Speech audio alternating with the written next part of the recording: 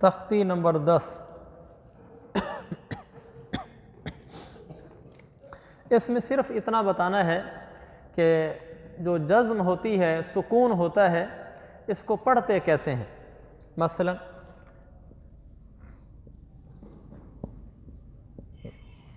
تو اس کو پڑھیں گے حمزہ، چونکہ اس کو الف نہیں پڑھتے، جیسا کہ آپ حضرات کو معلوم ہی ہے کہ الف کے اوپر جب زیر زبر پیش آ جائے تو پھر اس کو الف نہیں پڑھتے، پھر اس کو حمزہ پڑھتے ہیں۔ الف تب پڑھتے ہیں جب اس کے اوپر زیر زبر پیش نہ ہو۔ تو یہ حمزہ ہو گیا اور با پر جزم ہے، تو اس کو کہیں گے حمزہ با زبر اب۔ یہ با کے اوپر جو چھوٹی سی دال نما شکل بنی ہوئی ہے، اس کو جزم بھی کہتے ہیں، سکون بھی کہتے ہیں۔ یہاں پر آ کر آواز نے رک جانا ہوتا ہے، جیسے اب۔ پوری تختی میں یہی بتایا گیا ہے۔ البتہ یہ کوئی مشکل چیز نہیں ہے، بالکل آسان ہے۔ اب ہے، اج ہے، ایسے ہی ان ہے، یہ تمام حروف ایسے ہی پڑھے جا سکتے ہیں بآسانی سے کہ با کے اوپر ٹھہریں گے اب، اج، ان، اس پر آ کر آواز رک جائے گی۔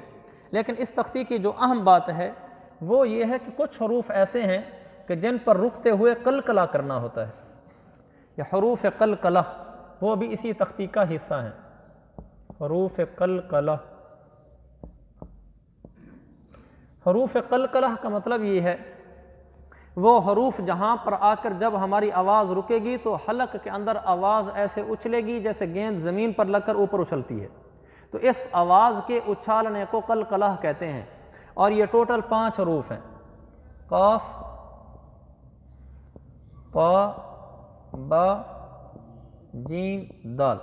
تو اس کو علماء نے اکٹھا کر دیا یاد رکھنے کے لیے، کتب جد، یاد رکھنے کے لیے نا، کتب جد۔ ان حروف پر جب آ کر ہم رکیں گے، یعنی ان پر جب بھی جزم آئے گی تو پھر اس میں رکتے وقت آواز گھومے گی حلق کے اندر۔ جیسے مثلا یہ دیکھیں پہلا حرف قاف ہے نا، اب میں سب سے پہلے اس کو پڑھوں گا آواز کو گھمائے بغیر روٹین کے مطابق، جیسے الف قاف زبر اق، اق، اور ایک ہوتا ہے اس میں آ کے آواز کا اچھلنا، وہ ہے اق۔ اس کو میں سورۃ الفلق پڑھ کے سناتا ہوں، آپ کو محسوس ہوگا۔ قل اعوذ برب الفلق من شر ما خلق ومن شر غاسق اذا وقب ومن شر النفاثات في العقد ومن شر حاسد اذا حسد۔ حسد، یہ آخر میں آواز اچھلی ہے۔ اب میں بغیر اچھالے پڑھوں گا، حسد، حسد، نہیں اچھلی، حسد، اب اچھلی ہے۔ اعوذ برب الفلق، فلق، اچھلی ہے۔ اب میں بغیر اچھالے پڑھوں گا، فلق، فلق، نہیں اچھلی۔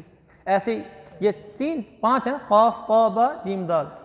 اسی طرح سورۃ قل هو اللہ احد، اس میں بھی قل هو اللہ احد، اللہ الصمد، صمد، لم یلد ولم یولد ولم یکن لہ کفوا احد، احد، یہ اچھل رہی ہے۔ اب بغیر اچھلے، احد، احد، نہیں اچھلی، اب اچھلے گی، احد، احد۔ تو ان حروف کو یاد کر لیں، اق، اق، اب، اج، اد، یہ آخر میں اچھلیں گی آوازیں۔ ان 5 حروف کے علاوہ جہاں پر بھی سکون آئے گا آواز نہیں اچھلے گی، جیسے ان، ال، ار، اک، اسی طرح ام، جتنے اور حروف ہیں ان میں کوئی اچھلنا نہیں ہے۔ صرف ان 5 حروف پر جب بھی جزم آئے گی، جہاں بھی آئے گی تو آواز وہاں اچھلے گی۔ اگر نہیں اچھالنا آتا تو کوشش کریں، اس کا اچھالنا کوئی ایسا نہیں ہے کہ ایک حرف میں غالباً کہیں واجب ہے اس کا اچھالنا، باقی تقریباً نہیں ہے، لیکن آپ حضرات سیکھ لیں ان کے اندر آواز اچھالی کیسے جاتی ہے۔ اللہ تعالیٰ عمل کی توفیق عطا فرمائے۔